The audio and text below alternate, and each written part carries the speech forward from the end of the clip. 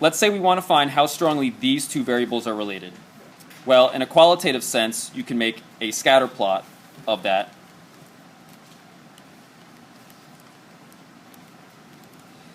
And you could say, you know, they're fairly strongly correlated, but I want a number for it. And there are varying ways to do this, but I will show you one person's way. This is Carl Pearson's method. Thanks, Carl.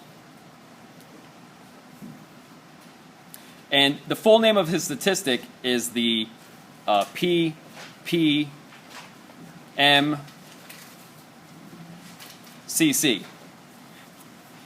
This stands for the Pearson Product Moment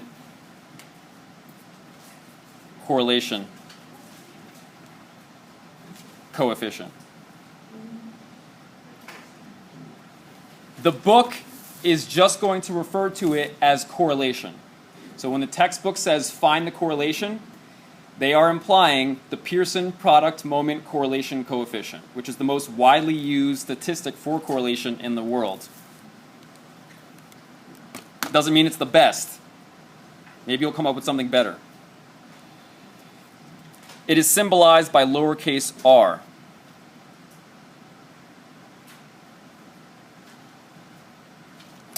Okay. Let me explain to you how he's doing it. In essence, he's looking at the z-scores. Anyone have a guess why? What's the advantage of using z-scores? Yes? Very good. Z-scores put data onto a standard scale. It makes comparison easier. And that's what you're doing when you're looking at scatter plots. You are comparing two things. We have the z-scores in L3 and L4. We've calculated those. Let's plot those. So I will go to my stat plot, and I will change my x list to the z-scores for the x variable, and my y list to the z-scores for the y variable. So I will make a scatter plot of the z-scores, the standardized values instead of the raw values. Again, zoom 9 as per usual. Notice that the shape is identical. Okay? It's basically the same picture. It's just that now you've got the axes that are running through it, running through the center. And that's meaningful. We'll talk about that. Okay. So the x-axis is the z-score for the x variable. The y-axis is the z-score for the y variable. Pearson's ingenious method looks at the products of the z-scores. I can't even imagine myself coming up with that. That's how ingenious I think it is. Let me explain why that works. Look at it. We have 4 quadrants. In quadrant 1, are the x z-scores positive or negative? Positive. How about the y's? Positive. What's a positive times a positive? A positive. So you can think of these points here as being contributors for the correlation being positive. The book uses the term votes. You can think of these as votes for a positive correlation because the product of the z-scores is positive. In the second quadrant, is the product going to be positive or negative? Negative. So these will be votes for a negative overall correlation. Third quad, positive. These are positive votes. Fourth quad, negative. Who wins, the positive candidate or the negative candidate? Negative. The negative candidate wins. There are many more votes in quadrant 2 and in quadrant 4. And in those 2 quadrants, the product of the z-scores will be negative. In these 2 quadrants, the product of the z-scores will be positive. It's analogous to when tangent is positive and negative. Yes? Can you analyze the spread of the z-scores in the second and fourth quadrant to determine how strong the correlation The question is, can you analyze the spread of the z-scores in the second and fourth quadrant to determine how negative the correlation is? Probably. That's not something I've put too much thought into, but probably. Okay? So what Pearson does is he takes all of the z-score products and he averages them to get an average vote. And that's his statistic, in essence. Okay? He takes the average z-score product. This is the formula for it, or this is a formula for it. This is the simplest formula I've seen. I also think it makes the most sense.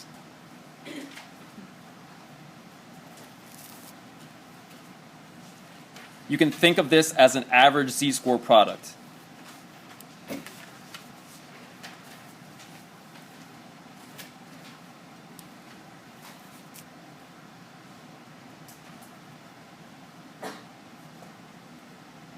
And the book's analogy I like, the z-score products can be thought of as votes for R being either positive or negative.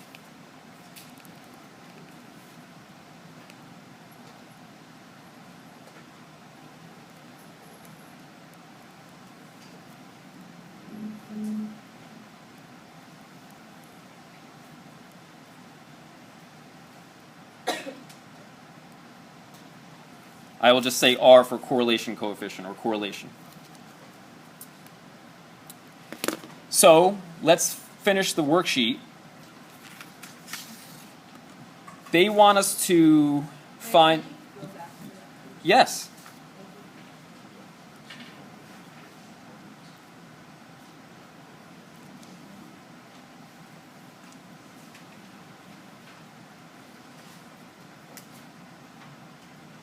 Okay?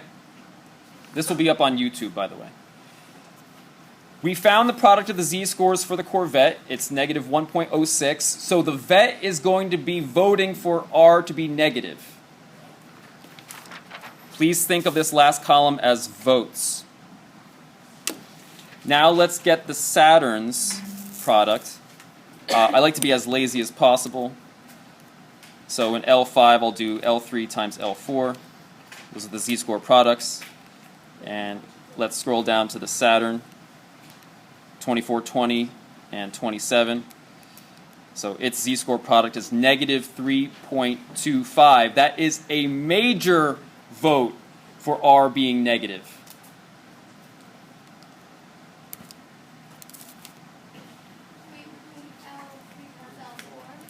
L3 times L4. These are the z-score products.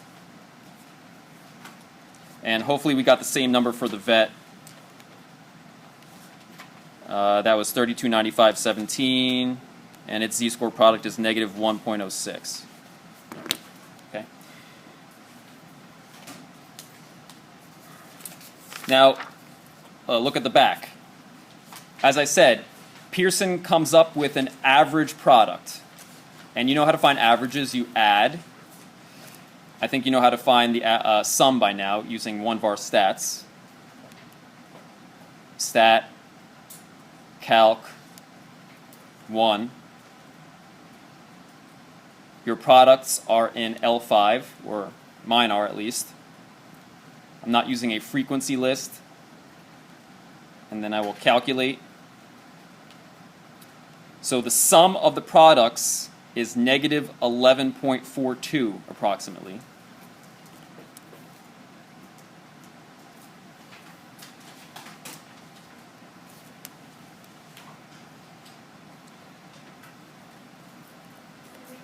Then we divide to get an average.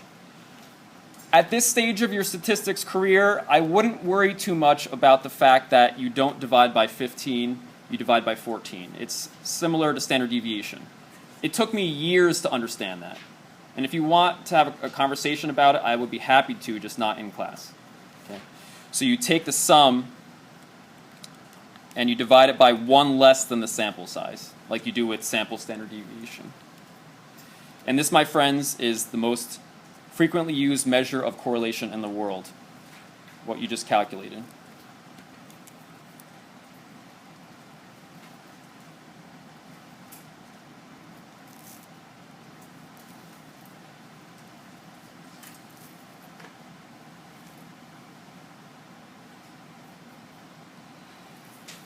This statistic, tells you the strength and the direction of a linear relationship between two quantitative variables. Notice that it is negative. That makes sense. We have a negative association. I will soon explain to you the lowest and the highest value for R. But I will tell you that I know just by looking at this that if the relationship is linear and there aren't any major outliers, that we have a negative and a fairly strong correlation. Okay? Letter C. What do you notice about the miles per gallon z-score for most of the cars with negative weight z-scores? What do you notice about the miles per gallon z-score for cars with negative weight z-scores? What do you notice? For most of them, at least. Small. What else? Positive, right? And that jives with the overall negative correlation. One z-score is negative, the other is generally positive. It's not a perfect correlation. There's no guarantee that if a car has a lesser than average weight, it will have a more than average fuel economy. We're talking about generalizations here. Okay?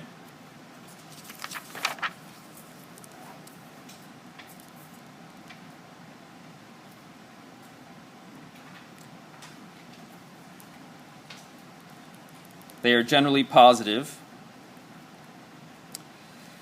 because if a car has a below average weight, meaning a negative z-score,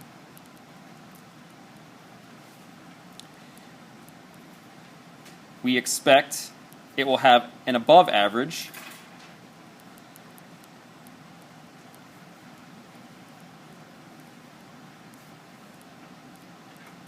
fuel economy.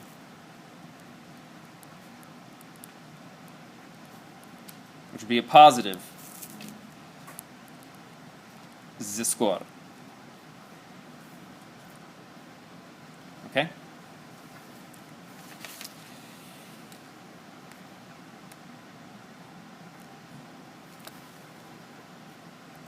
And that's true here.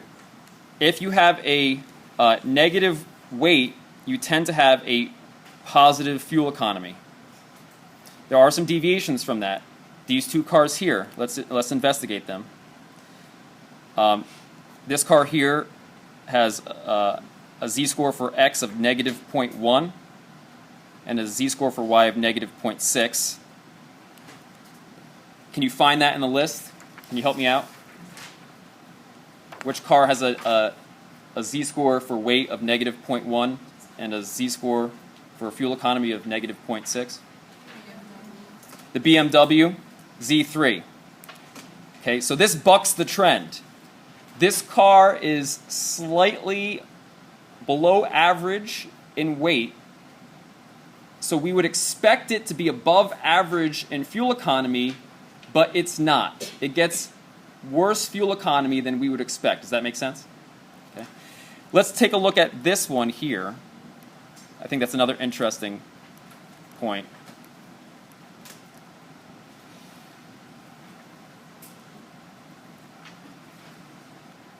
What car is this? 0.6. Which one? The Eclipse, right? Okay, this is the Eclipse. The Eclipse is a fairly heavy car. It's 0.67 standard deviations above the mean in weight. But it has a good fuel economy, relatively speaking. It has an above average fuel economy. So another car that bucks the trend. Okay. Good. Any questions so far? Okay. Now let me talk to you about some of the properties of Dr. Pearson's correlation coefficient. And these are very important to know.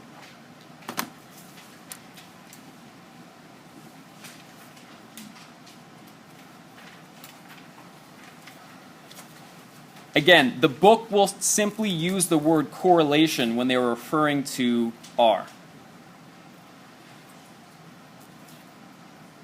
The first one, I would say probably the most important one.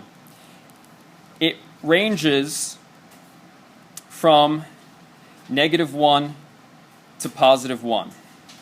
And if I have time, I'll prove to you with a fairly simple proof why that's the case.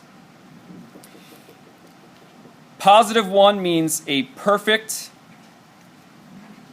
positive, linear relationship.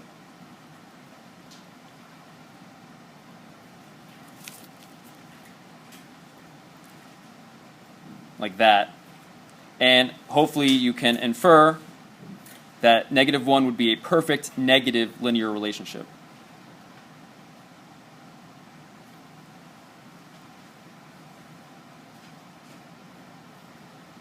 Which would just be sloping down but still following a line and perfectly collinear. Smack in the middle is no linear relationship. So if you have an R that is at or very close to 0, that's either nonlinear or just nothing. Okay.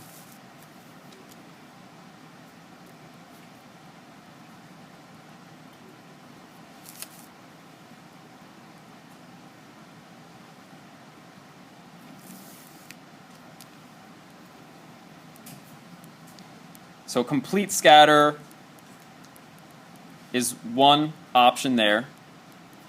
Or it could be nonlinear. You could have a perfect quadratic relationship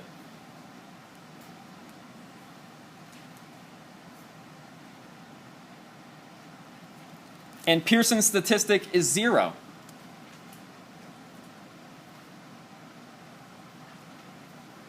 Okay. So it cannot be used for nonlinear relationships.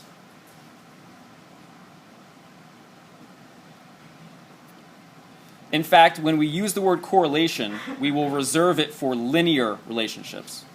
And we will use the word association for any type of relationship. Like this is a quadratic association, we will say, or a quadratic relationship.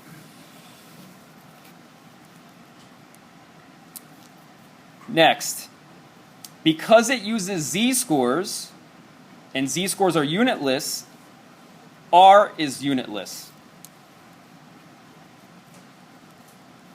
And there is a benefit of that. That means it is context independent. It doesn't care what the units are of the variables. Yes, sir? If R has, if the data points fell onto a line that was perfectly with the slope of 0, would the R value be 0?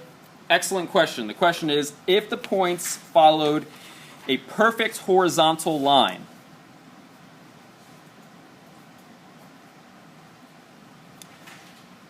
would the R be 0? I will tell you that you cannot calculate R for that relationship. The reason is, if you look at the R formula, you are looking at the product of z-scores. And think about what's in a z-score. Standard deviations.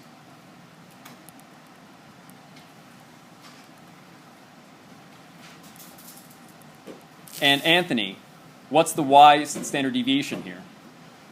0. You cannot divide by 0, so you can't even calculate R. R is undefined.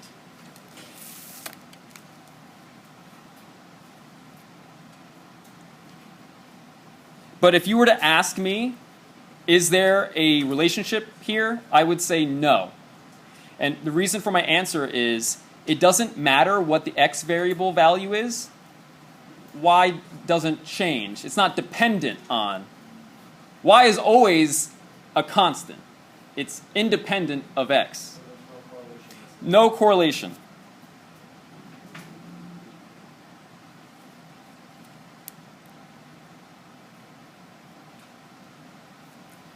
Excellent question.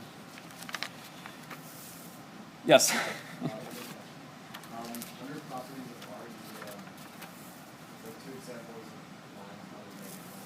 Yeah. Would it be possible to have a very negative or very positive slope? Or just like happen to do a slope of negative one and positive one? These are not necessarily slopes of -1 or +1. Right, but with the way that you do it, would it be possible to have a slope of -5? Absolutely. Yeah. However, if you're working in z-scores, then this will be a slope of 1. Okay? So as I was saying, R is unitless because it uses z-scores, and z-scores are unitless. What follows from this is that R doesn't care what units you're working in. And there's something that follows from that.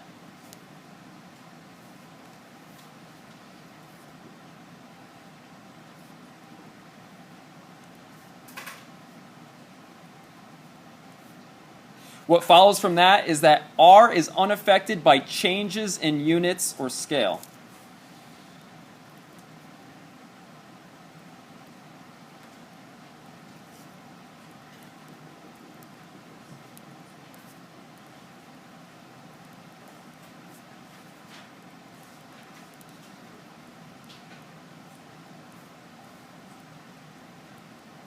So if you are analyzing degrees Fahrenheit versus wind speed in miles per hour, and you decide that you want to work in degrees Celsius, no need to recalculate the correlation. It will be identical. Okay? So if you want to change units, R will remain the same.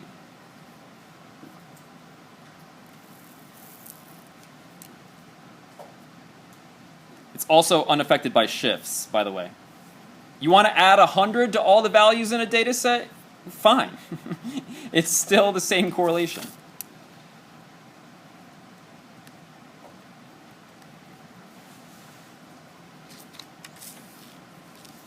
Good. What else? It's symmetric, and I'll explain what I mean. I mean, it doesn't care what you make X and what you make Y.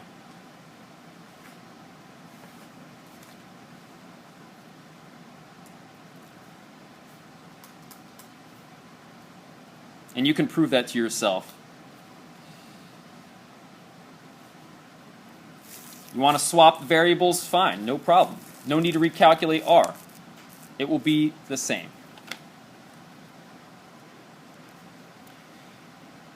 R is not perfect. Maybe in your life you'll come up with a better statistic for correlation. One of R's major flaws is that it is affected by outliers.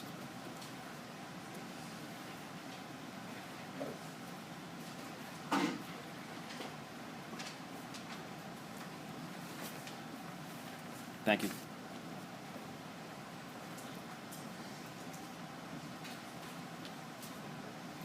And other unusual things.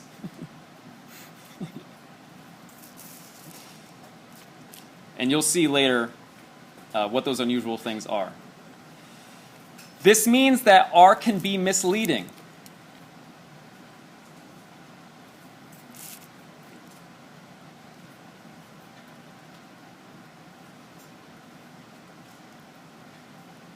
For example, I can do things with data that will make R be approximately 1, and when you look at the scatter plot, you would definitely not conclude that there was a perfect positive linear relationship between two variables. You had your hand up. Yeah, what happens with like two clusters? Awesome. That's one of the examples that we're going to discuss. If you have clusters, R not very representative. And actually what's advised there is that you break up the clusters and calculate two separate R's. Very good. It's also common for students to ask, can you give me like ranges of R for what's weak, what's moderate, what's strong?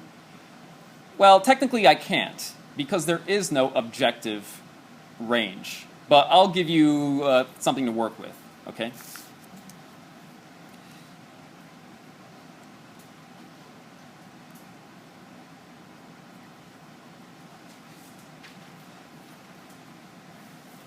So if the absolute value of r is greater than or equal to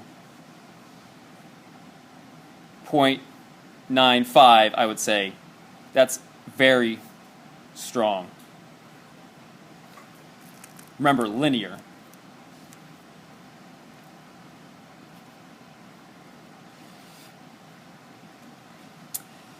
If r is between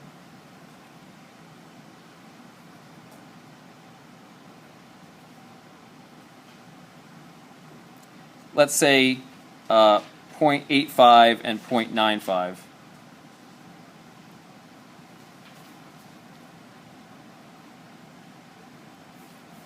I would call that strong.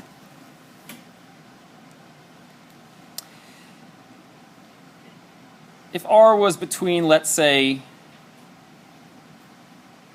0.6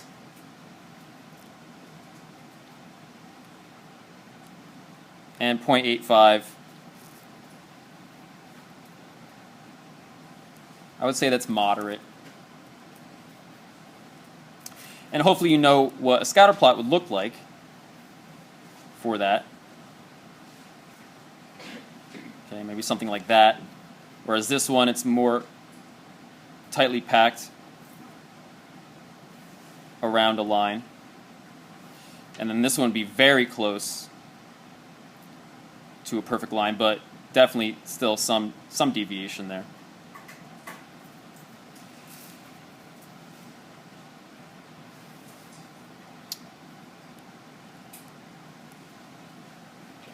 And then maybe like 0.3 to 0.6.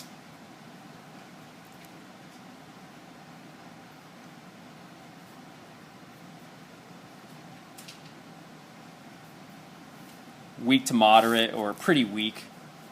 These are subjective terms I'm using. What's more important is that you understand the concept.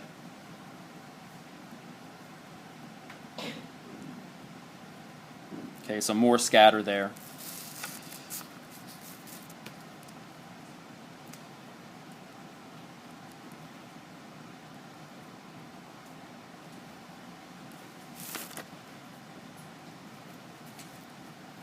Between 0.1 and 0.3, I would classify as very weak.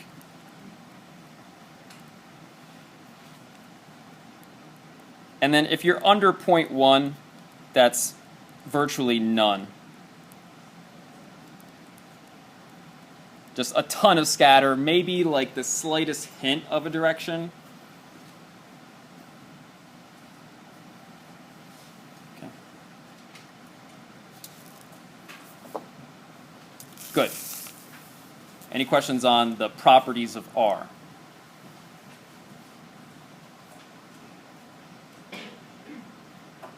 All right.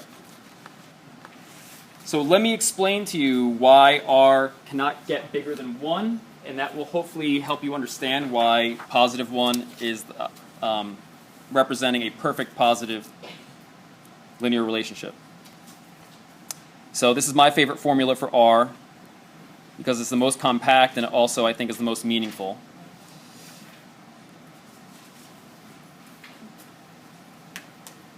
Okay, so for this exploration, we're going to work in z-scores. If you had a perfect positive linear relationship and you had a z-score for the x of 1, in other words, it varied by 1 standard deviation above the mean, what would you expect for the z-score for the y variable? -1? That would be the case if it was a perfect negative linear relationship. And I could do that proof too, but I'm going to start with the positive one. Yeah, positive, okay?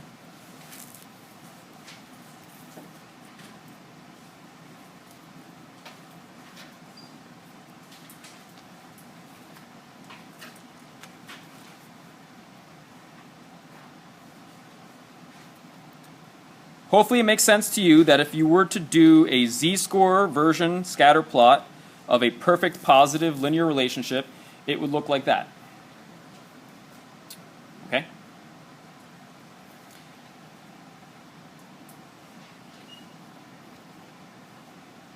So if this point here was 1 standard deviation above the mean in x, hopefully it makes sense to you that it would also be 1 standard deviation above the mean in y.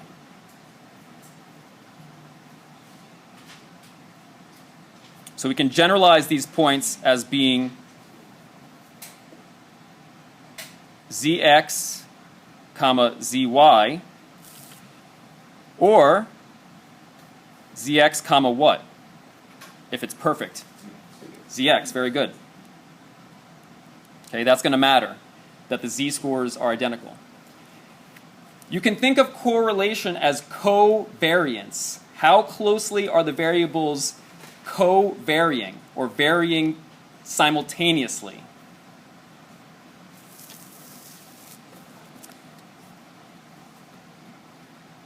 And z-scores tell you about variance. They tell you how much the data varies from the mean.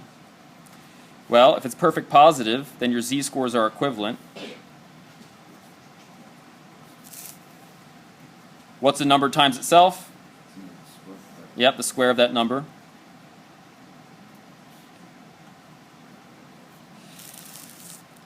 And I'm going to tell you, because you may not know what this equals, I'll guide you to the answer.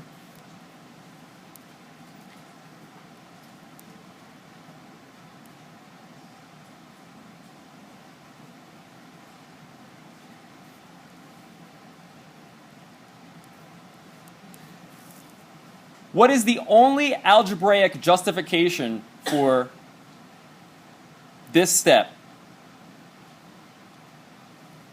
What's the only way that what I just did was legal? Parentheses? Okay.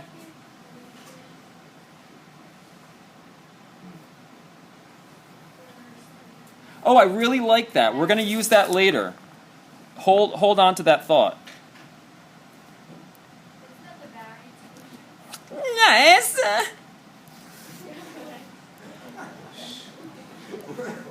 Very impressed, Ali Simon. Very impressed.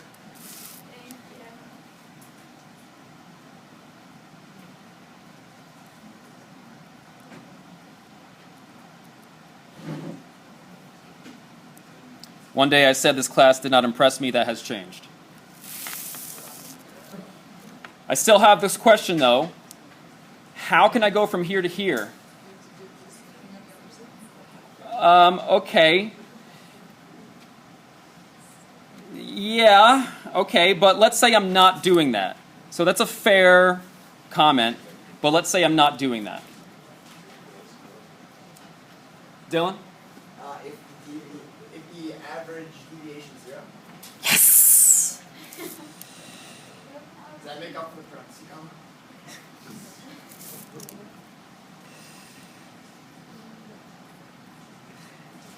From here to here is only legal, only legitimate if z bar x is 0, right?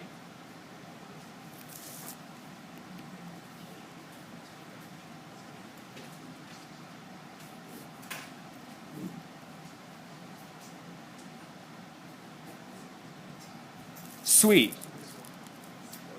Is the mean of a set of z-scores 0?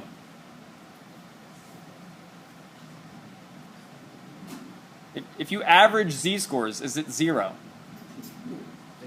It is. Yeah. If your old mean is x bar, and when you find z-scores, you subtract the mean from all the values, what's the new mean going to be?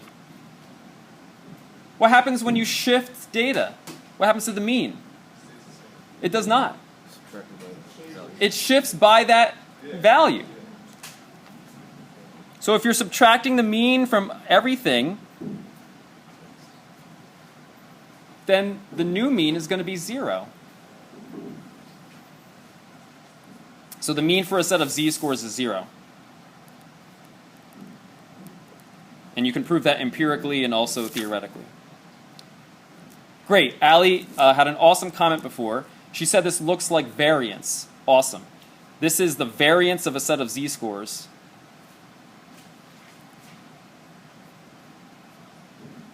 Now our crucial question is, what is the variance of a set of z-scores?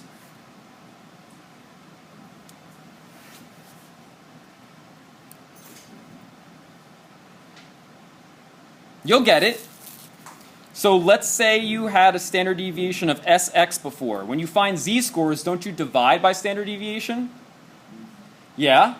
When you divide data by a constant, what happens to the standard deviation of the data?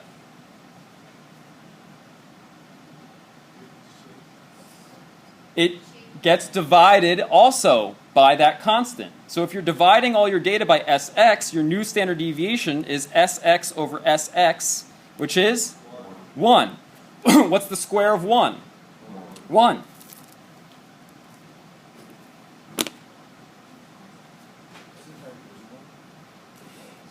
Now you may be wondering, what the heck did we just do? We just proved that the highest value for r is 1.